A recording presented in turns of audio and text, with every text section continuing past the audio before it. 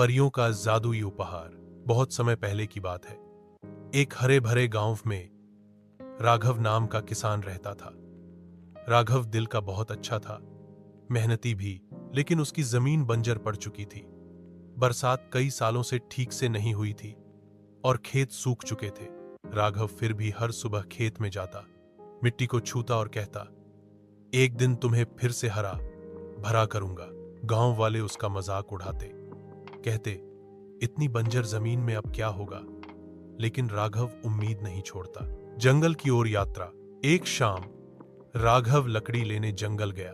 रास्ते में उसने देखा कि एक नन्ही सी परी कांटे में फंसी हुई है। उसके सुनहरे पंख चोटिल हो गए थे। राघव ने बिना देर किए उसे धीरे धीरे छुड़ाया और अपने कपड़े से उसके पंख बांध दिए। परी मुस्कुराई और बोली, तुमने मेरी जान बचाई है किसान, मैं तुम्हें एक वरदान दूंगी। राघव ने हाथ जोड़कर कहा, मुझे अपने लिए कुछ नहीं चाहिए, बस मेरी जमीन को फिर से उपजाऊ बना दो ताकि गांव के लोग भूखे न रहें। परी उसकी निस्वार्थ भावना से बहुत प्रभावित हुई।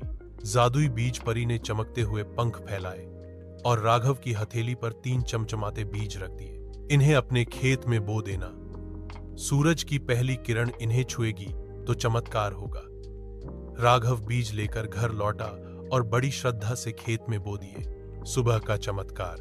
अगली सुबह जब सूरज की पहली किरण पड़ी तो सूखी जमीन से हरे भरे पौधे निकल आए। देखते ही देखते खेतों में गेहूं, धान और फल फूल लहलहाने लगे। पूरे गांव के लोग दौड़कर आए और यह नजारा देखकर दंग रह गए। गांव में खुशहाली छा गई।